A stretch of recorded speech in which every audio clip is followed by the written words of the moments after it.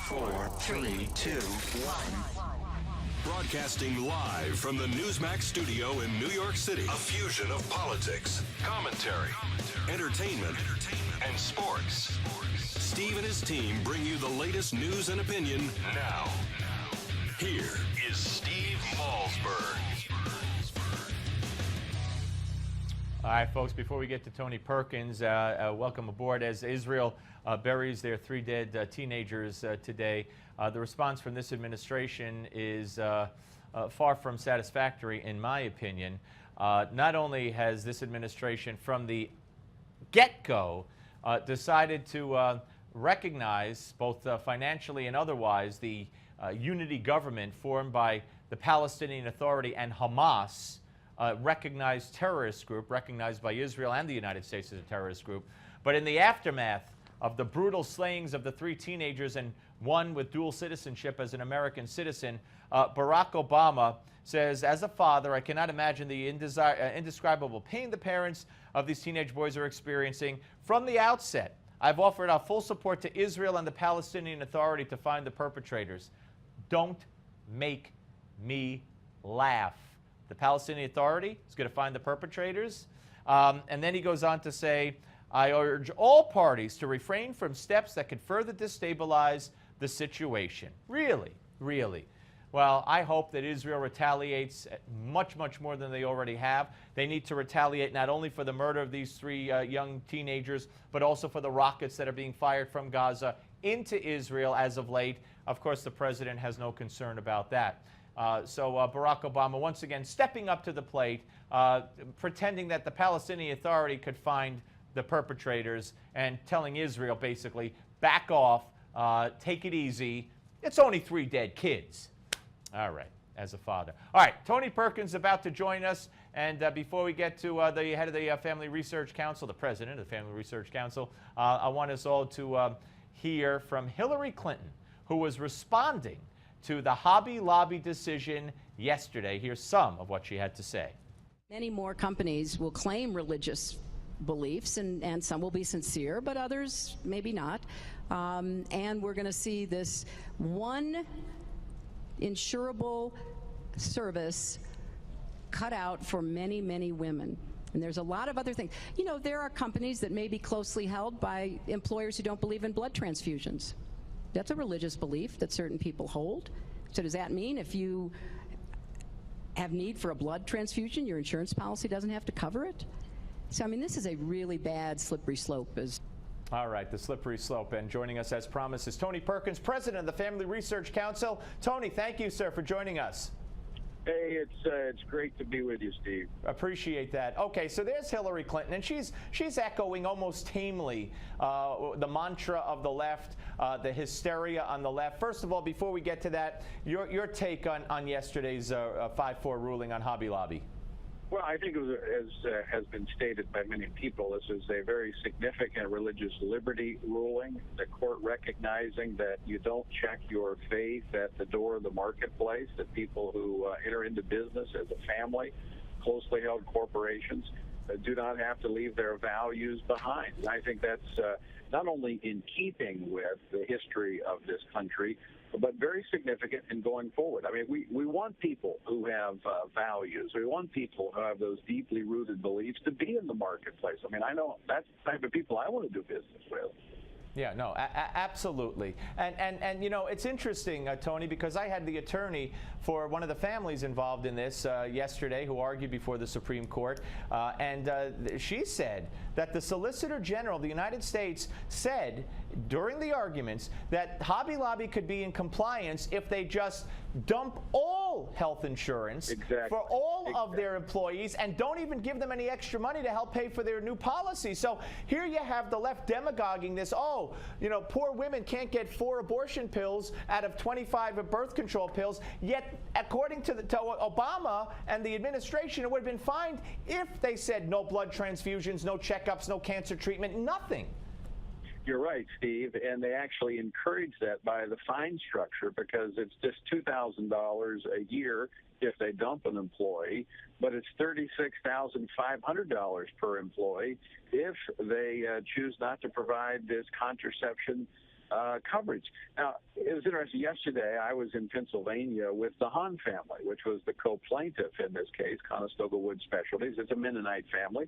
They have nearly 1,000 people that work for them.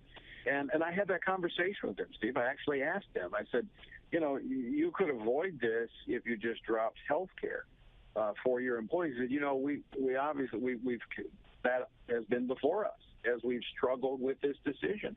But our faith is a part of who we are, and so we don't want to provide something that runs counter to that faith. But we also, because of our faith, want to do the best we can for our employees.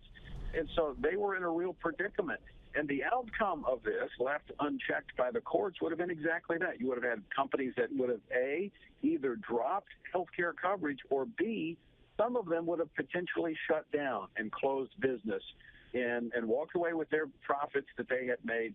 But it would be the employees that would have suffered as a result of this overreaching of our federal government. Now, what this has done for the left, or at least to the mouthpieces of the left, is reinvigorated this war on women. The president's spokesman announcing yesterday he's worried about the health of women. Debbie Wasserman Schultz, Hillary Clinton, you name them, the list goes on and on and on.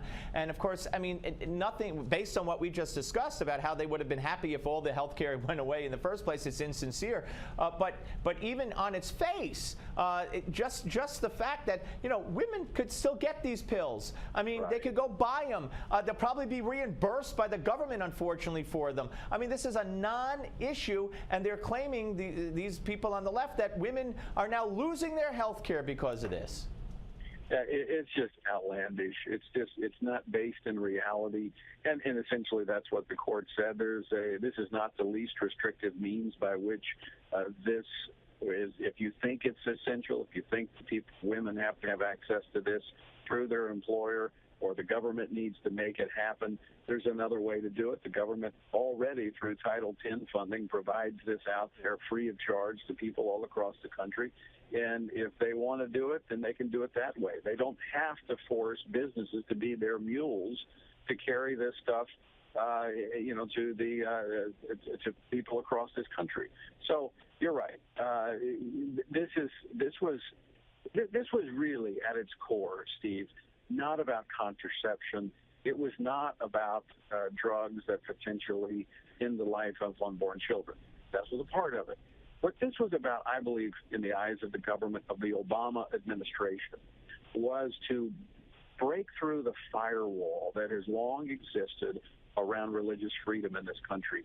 And if they could have forced businesses on this issue in this manner, there would be nothing stopping them for advancing the rest of their liberal anti-religious agenda. Agreed. Well said. Let's move on to, or move back, if you will, to the ruling, the 9-0 ruling on the buffer zones, the Massachusetts law, which kept protesters, I think, 36 feet away, and a 9-0 ruling against that. What does this do, in your view, to similar ordinances elsewhere in the country? Well, certainly it's going to require some of those ordinances to be amended, or they're going to be challenged. I mean, I think that was a significant victory for free speech. It doesn't say that the buffer zone ordinances are on their face unconstitutional, but this one was overly broad. That's why you had a 9-0 ruling on it. But I do think that this will benefit free speech in this country, and obviously with that it benefits pro-lifers who are simply out there in this particular case.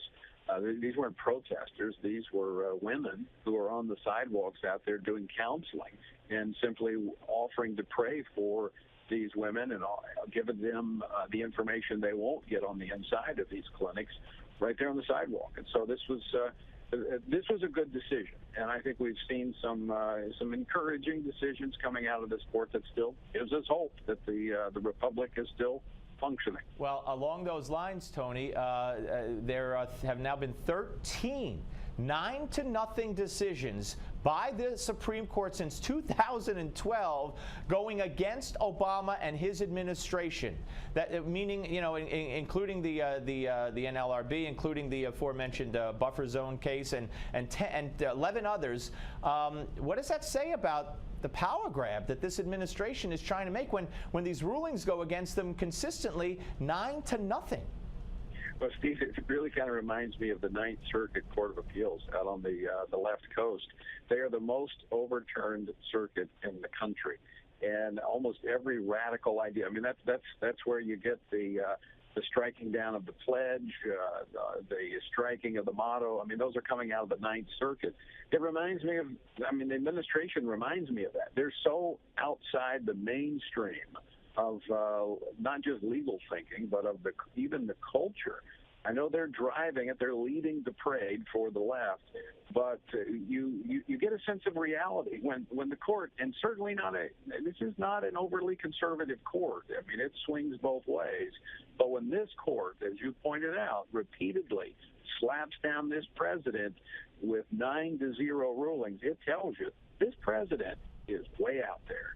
One more. We have a minute left. You afraid of what he's going to do when it comes to unilaterally fixing, as he said, the immigration problem?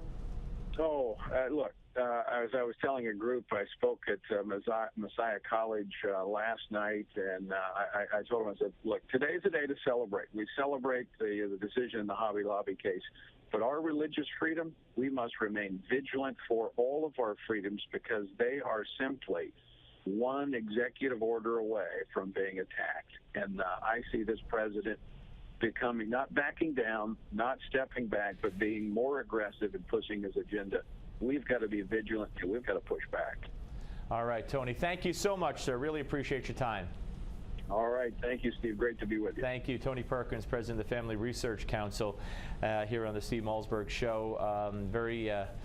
Very interesting response, and absolutely vigilance in the face of a power grab. And I think, many people beside me on both sides of the political spectrum, when it comes to being a legal scholar, they know a lot more than me, and they have accused this president of just that. When we come back, we'll discuss all of this and more with the famed Malzberg panel on the Steve Malzberg Show.